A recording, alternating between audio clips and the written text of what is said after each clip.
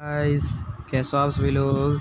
Welcome back, welcome to my channel TAV master. So guys, ये मेरा पहला video है क्लास 7 का और अभी से हम क्लास 7 के एसएसटी को स्टार्ट करने वाले हैं। और आज हम लोग स्टार्ट करने वाले हैं चैप्टर 9 को, जिसका टाइटल है मेडिवल पीरियड। सो गाइस, अगर आपको क्लास 7 के सभी साइंस, मैथ्स और एसएसटी के सारे वीडियोस चाहिए तो अगर आप मेरे चैनल को सब्सक्राइब कर सकते हैं, ताकि आने वाले समय में ऐसे ही क्लास 7, 8 और 9 के वीडियोस लाता रहूं। सो गाइस, चलते हैं वीडियो की तरफ। आज हम लोग पढ़ने वाले हैं मेडिवल पीरियड के बारे में। आपने ज़रूर क्लास 6 में पढ़ा होगा, एक चैप्टर था जिसका नाम था स्टडिंग द पास्ट। उस चैप्टर में हमने हिस्ट्री को 2 कैटेगरी में डिवाइड कर लिया था, प्री हिस्टोरिक टाइम्स और हिस्ट्री में, प्री हिस्ट्री और हिस्ट्री में। तो यहाँ पर हिस्ट्री को हमने एक्चुअली 3 पीरियड्स में हमने क्लासीफाई किया था। हिस्ट्री को हमने कितने पीरियड्स में क्लासीफाई किया था? 3 पीरियड्स में क्लासीफाई किया था। एक था हमारा एंशिएंट पीरियड, दूसरा था हमारा मेडिवल पीरियड और तीसरा था हमारा मॉडर्न पीरियड। एंशिएंट पीरियड के बारे में हमने क्लास 6 में अच्छे से पढ़ लिया था। आज हम लोग पढ़ने वाले हैं मेडिवल पीरियड के बारे में। तो सो गाइस, अच्छे से आप ईयरफोन लगा कर बैठ जाइए और यहाँ पूरे क्लास को अच्छे से सुनिए, ताकि हिस्ट्री में आपको कहीं भी कोई डाउट ना रहे। History is generally divided into 3 periods. History को 3 पीरियड्स में क्लासीफाई किया गया है, 3 समय कालों में क्लासीफाई किया गया है। इसमें से पहला है द एंशिएंट, दूसरा है द मेडिवल और तीसरा है the modern. In class 6 we have studied about the ancient history. Class 6 में हमने एंशिएंट हिस्ट्री के बारे में पढ़ लिया था। The period from prehistoric times to 7th century. 7th century यहाँ पर CE, 7th सेंचुरी CE। तो यहाँ पर क्या बताया गया है, हमने क्लास 6 में एंशिएंट पीरियड को हमने स्टडी कर लिया था। एंशिएंट पीरियड में क्या हुआ था?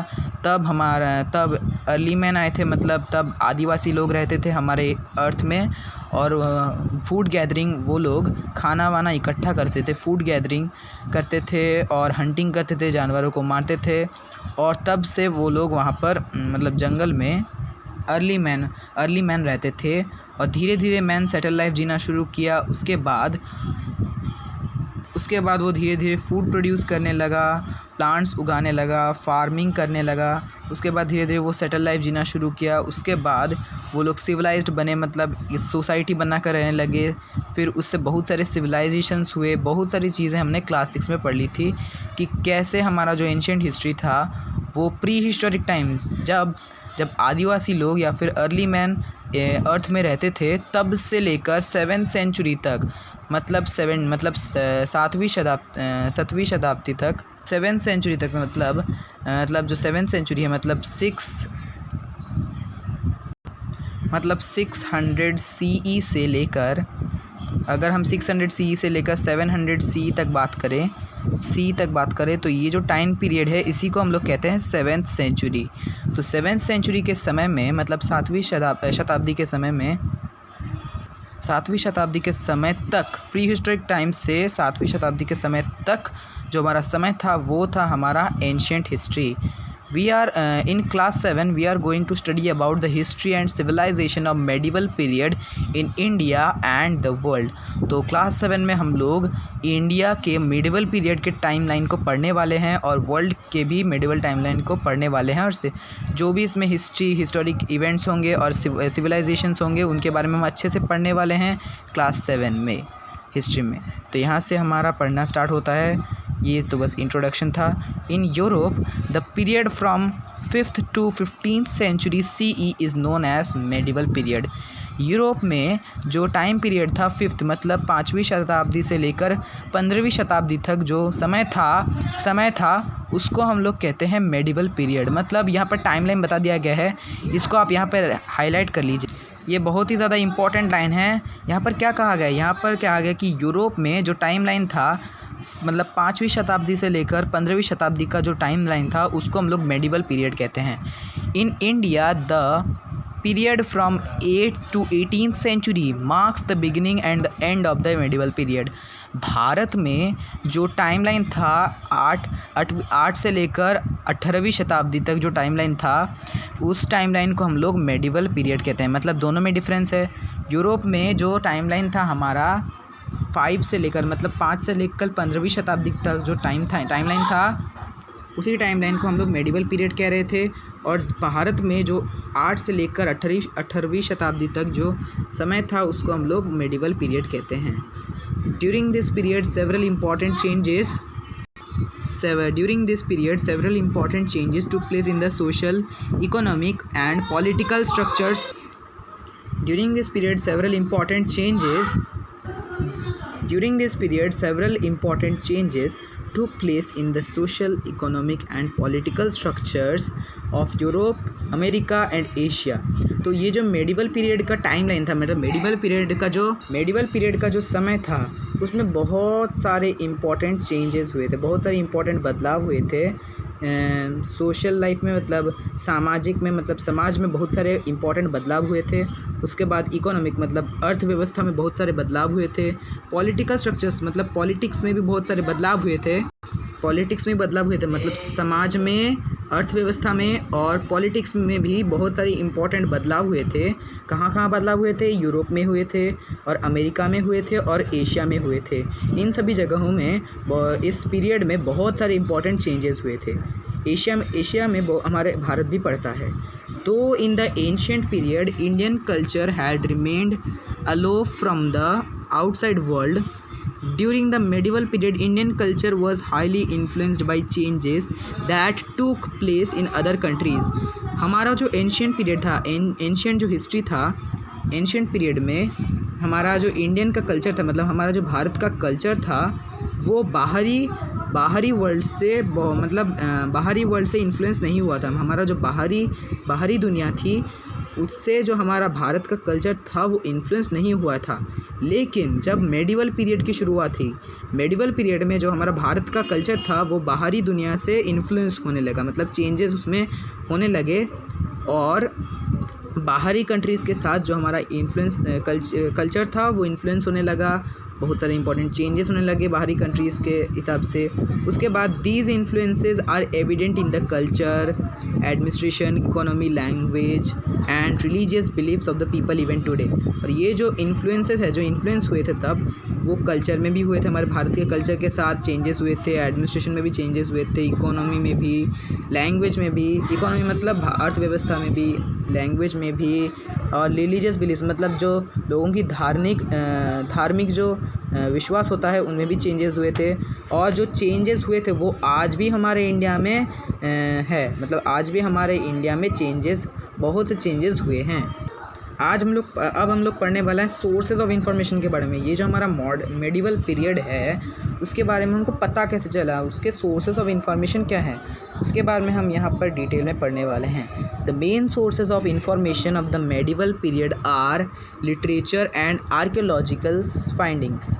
यहाँ पर जो हमारा मेडिवल पीरियड के जो हमको मेडिवल पीरियड के बहुत सारे सोर्सेज ऑफ इंफॉर्मेशन मिले हैं, लेकिन जो हमारे मेन सोर्सेज ऑफ इंफॉर्मेशन हैं वो हैं हमारे लिटरेचर या फिर लिटरेरी सोर्सेज और हमारा आर्कियोलॉजिकल फाइंडिंग्स।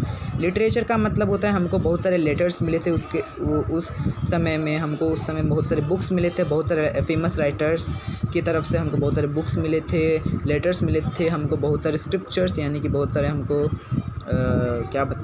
बहुत सारे हमको स्क्रिप्चर्स मिले थे। मतलब जैसे वहाँ पर हमको कोरे कागज़ में बुक्स मिले थे, हमको बहुत सारे लेटर्स मिले थे, स्क्रिप्चर्स मिले थे। मतलब जो लिखाई का सामान होता है, मतलब जिसमें इंफॉर्मेशन रिटन फॉर्म में होता है। स्क्रिप्चर्स का मतलब क्या है? मतलब पेपर्स में, मतलब फटे पुराने कागज़ों में, मतलब पेपर्स में बहुत सारी इन्फॉर्मेशन लिखे होते हैं मेडिवल पीरियड के, तो उन्हीं को हम लोग लिटरेचर कहते हैं, लिटरेरी सोर्सेज कहते हैं। और आर्कियोलॉजिकल फाइंडिंग्स का मतलब क्या हुआ? ऐसे फाइंडिंग्स जो हमको मतलब ज़मीन के नीचे से, मतलब नीचे खुदाई करके हमको मिलते हैं। जैसे बड़े मतलब पुराने बिल्डिंग्स हो गए और कंकाल हो गए, मतलब पुराने जो राजा महाराजा थे उनके कंकाल हो गए। उसके बाद हमारा जो पुराने सिटीज़ हो गए, टाउन्स हो गए, उनको हम लोग आर्कियोलॉजिकल फाइंडिंग्स कहते हैं, क्योंकि वो सब हमको ज़मीन के नीचे से मिलते हैं। ज़मीन के नीचे से हम लोग को कॉइन्स भी मिलता है, पुरानी वस्तुएं भी मिलते हैं उस समय के। The literature of this period consist of religious works and commentaries based on Puranas, Smritis etcetera. जब तब तक के जो लिटरेचर थे, मतलब जो लिटरेरी सोर्सेस थे, उस पीरियड के जो लिटरेरी सोर्सेस थे उसमें रिलीजियस वर्क्स होते थे, मतलब धार्मिक ग्रंथ लिखे होते थे। वहाँ पर कमेंट्रीज होते थे, मतलब बहुत सारे इंपॉर्टेंट बुक्स लिखे रहते थे जो कि पुराना और स्मृति पर बेस्ड होकर लिखे रहते थे। जो पुराना और स्मृतिज होते हैं, पुराण जो होता है, स्मृतिज होते हैं, उस पर बेस्ड होकर हमारा जो कमेंट्री होता है वो लिखे रहते थे उस समय। We get a lot of information about the social, economic, political and military conditions of that period from non-religious works on medicine, astronomy, dramas, stories and other literature. Medieval period के बारे में हम लोग को बहुत सारे इन्फॉर्मेशन मिलते हैं। लॉट ऑफ इन्फॉर्मेशन हमको मिलते हैं। किसके बारे में इन्फॉर्मेशन मिलते हैं? उस समय के समाज के बारे में। उस समय समाज कैसा था, उस समय अर्थव्यवस्था कैसी थी, इकोनॉमी कैसा था, उस समय पॉलिटिक्स कैसा था, पॉलिटिकल सिस्टम कैसे चलता था उस समय, और मिलिट्री कंडीशंस, मतलब जहाँ सेना जो होती थी, राजा महाराजा के जो सेना होते थे वो लोग कैसे होते थे, उसके बारे में भी हम लोग को पता चलता है। मेडिवल पीरियड के बारे में बहुत सारी इन्फॉर्मेशन पता चलती है। उस समय के मेडिवल पीरियड के बारे में बहुत सारे इन्फॉर्मेशन हमको मिलते हैं। इन सभी के बारे में कहाँ से मिलते हैं हमको नॉन रिलीजियस वर्क से। जो धार्मिक ग्रंथ होते हैं वो धार्मिक ग्रंथ नहीं, अधार्मिक ग्रंथ जो होते हैं, मतलब अधार्मिक जो हम लेख लिखते हैं उनसे मिलते हैं। हम मेडिसिन के बारे में नाग्रांथिक, मतलब हम लोग मेडिसिन के बारे में अग्रांथिक लिखते हैं, मतलब अधार्मिक लिखते हैं। फिर उसके बाद एस्ट्रोनॉमी के बारे में हम लोग को पता चला, मतलब हम उस समय की जो एस्ट्रोनॉमी होती थी वो हमको इन सभी लेख धार्मिक अधार्मिक ग्रंथ से मिलता था। मतलब लोग उसके बारे में बहुत रिसर्च स्टडी करते थे। हमको मेडिसिन के बारे में उस समय के मेडिसिन से पता चला। एस्ट्रोनॉमी लोग करते थे, ड्रामाज, स्टोरीज़ और अदर लिटरेचर को भी फॉलो करते थे उस समय के लोग। ऑटोबायोग्राफीज़, मतलब जो हमारा जीवनी होता है, जीवनी, ऑर्डर्स ऑफ द रूलर्स, मतलब जो राजा महाराजा के जो ऑर्डर्स होते थे, और लेटर्स मतलब जो चिट्ठी होती थी, रिटन ड्यूरिंग दैट पीरियड, मतलब ये सभी जो जीवनी, ऑर्डर्स ऑफ द रूलर्स और ये जो लेटर्स, ये सभी जब वो लोग उस पीरियड में लिखे गए थे, also help us to understand the life of the people. हमको उस समय के पीपल का जो लाइफ होता था, मतलब लोगों का जो जीवन होता था, उनके बारे में भी हमको पता चलता है ड्यूरिंग द मेडिवल पीरियड के टाइम में जो इंसानों का जो लाइफ होता था उसके बारे में हमको पता चलता है। हम यहाँ पे एक एग्ज़ाम्पल ले लेते हैं। For example, Prithviraj Raso written by Chand Bardai throws light on the administration and the life of the people in north India during the reign of Prithviraj Chauhan. Prithviraj Chauhan बहुत ही ब्रेव रूलर थे। दिल्ली और अजमेर का जो रीजन है उसके ब्रेव रूलर पृथ्वीराज चौहान थे।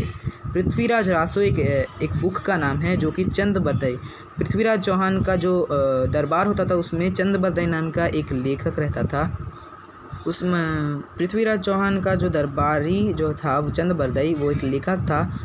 जी, पृथ्वीराज चौहान के बारे में उसने पृथ्वीराज रासो में बहुत सारी अच्छी बातें लिखी हैं, जो कि हमारे थ्रू, मतलब हमारे जीवन में हमारा जो एडमिनिस्ट्रेशन था उस समय, मतलब पृथ्वीराज चौहान के रीन के समय जो एडमिनिस्ट्रेशन था, लोगों का जीवन था नॉर्थ इंडिया में, उसके बारे में भी हमको बहुत सारी इन्फॉर्मेशन देता है ये पृथ्वीराज रासो। मुस्लिम rulers encourage the writing of historical accounts. जो मुसलमान राजा होते थे वो हमेशा हिस्टोरिकल अकाउंट्स, मतलब जो हिस्ट्री के जो अकाउंट्स होते थे, हिस्ट्री के जो बुक्स होते थे उसको लिखने के लिए लेखकों को इनकरेज करते थे, बढ़ावा देते थे। The well known works of history of this period are Tahqiq-e-Hind, Al-Biruni, Ain-e-Akbari और biography of Akbar, Abul Fazl etcetera. यहाँ पर बहुत सारे हिस्ट्री के जो वर्क्स हैं उनके बारे में भी हमको बताया गया है। जैसे यहाँ पर तहकीक-ए-हिंद, ये एक बुक का नाम है। इस बुक को लिखा था अल-बिरूनी ने। ऐन-ए-अकबरी और बायोग्राफी ऑफ अकबर, अकबर को आपको पता है एक मुग़ल एम्परर था। मुग़ल के बारे में हम लोग चैप्टर 15 में पढ़ेंगे। अकबर जो था, अकबर के बारे में एक बायोग्राफी लिखा गया था, जो कि लिखने वाला जो था वो उसका नाम था अबुल फजल ने अकबर के बारे में एक बायोग्राफी लिखा था। वो भी हमारे लिए एक हिस्टोरिकल अकाउंट है। यहाँ पर कुछ हिस्टोरिकल अकाउंट्स के हम नाम दिए गए हैं, आपने पढ़ लिए। तहकीक-ए-हिंद हो गया, तहकीक-ए-हिंद, जो कि अल बिरूनी ने लिखा था, ऐनी अकबरी और बायोग्राफी ऑफ अकबर, और ये जो लिखा था वो अबुल फजल ने लिखा था, etcetera, which were written mainly in Persian. ये जो सभी हमने पढ़ा, ये जो वेल नोन, ये तहकीकी हिंद, ऐनी अकबरी, ये सब पर्शियन में लिखे गए थे, पर्शियन लैंग्वेज में लिखे गए थे। The travel accounts of foreign visitors like Ibn Battuta, Marco Polo and Bernier are also important sources of information of that time।